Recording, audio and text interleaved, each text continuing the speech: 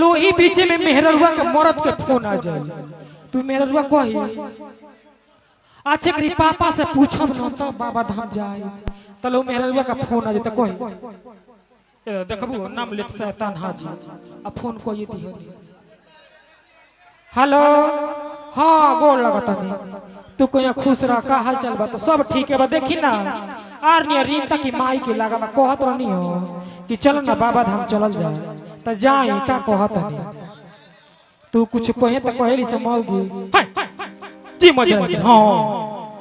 ई कुल हमनी के घर नहीं होला हां रौरे घर होत होई हां ई हमनी के कुल खानदान में न केवल रौरे कुल खानदान में होई हमनी के मेला घाट जली ती कुल ना करिली जा हां अच्छा ठीक बा फोन रखी जितने रौरा भागठा ओसन के रौर बाप भागठा जन्नी तो कबो कबो मेहरारू अपनी मर्दों के गाड़ी दे दिली से जब मर्द कुछ कहले सकता तो ऐसा होला जब कोनो घर में हमने के परिवार में जब कोनो मेहरारू कहीं चाहिए सब मर्द हमेशा टोको टोकी लगेले से लगावे जैसे कबो कबो ये होला कि हमने के घर में हमने के परिवार में जब मेहरारू अपनी घरे कोनो परिस्थिति में रहली सो जब दूसरा के घरे जाली से 1000 गो लगली सफावे कोरे भले अपना घर जब आटा साने लिसो त पसेना टप टप चुएला मगर उहे मेहररुआ दूसरा के घरे जाई त कही अरे बाप रे बाप कितने जे गर्मी होता का उतर घर लाइट ने का उ कोई देखब जी हई लाइट बड़ाई जे त काट हो जब के हित ना के आदा कर रहल न काहे दोगलवा लाइट में काट देला हो तू कोई बाप रे बाप ए जे कितना गर्मी होता हो मन त अपन ब्लाउज खोल कोने फेंक दी तलू मौ कोई बाप रे है और देखबू कर लू ठा कतर को सुनाला ना रे तनी और लाइट वाला कतर फोन करबे देखबा मोरी गोल कर तो कबो कबो होला हमने की परिवार में हमने की घर में कि जब कोनो रिश्तेदार आ जाला से तो अक्सर लाइट वे कटी जाला कबो कबो होला हमने की घर में हमने की परिवार में कि जब हमने के कोनो पुरान रिश्तेदारी में चल जाई ले जाओ जैसे अपना फुआ की यहां मौसी की यहां दादी की नहीं हो तो जब ओइजा हमने के फुआ देखे इसने कहली सो आ दीदी आए तने बेटा कर कभी जब वो रोकिए तो कही आई बा फुआ गोल लगत है तुम्हें बाप हो बड़ा फुआ का गोल लगत रखा हो यही रास्ता से रोज आवेला जल तो तेरा फुआ से भेंट करके मन ना करेला तू कहे फुआ देखन आजकल इतना काम धाम बानो कि टेंशन से एकदम दिमागे पागल भई रहत तो हां हमनी खातिर थोड़े टाइम बाद ससुराल या सड़वाने न रात दिन मुंह मारावत रहलो तू कहे ना फुआ ऐसा कोनो बात नहीं खेती को ऐसे सब बात छोड़ा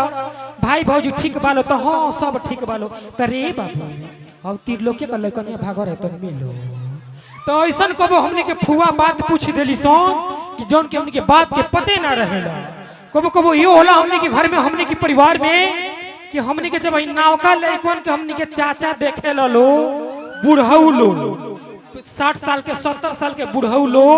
त कान पे हेंगे गामछा रख लेता लो आ सुरती बनावत रहत लो जब नावकन लइकन के देखत लो त कहत लो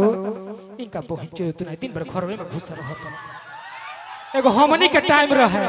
कि अपना मेहरारू के लगे 6 महीना पर 5 महीना पर लगे जात रहनी है जा ई एकरा पहुंच तो जहिया से मेहरारू लेके आइल बरस रात घरवे में घुस रहत तो हम ओ चाचा लो से एगो बात कहो कि 5 महीना 3 महीना 6 महीना पर लगे जात रहल लो त 8 गो 9 गो 10 गो लइका होत रहल हस आजकल के लइका त रात दिन घरे में घुस रहत रस तब एगो से 2 गो होता ओहू से नहीं होते कहीं को मन से बंदी हो जाता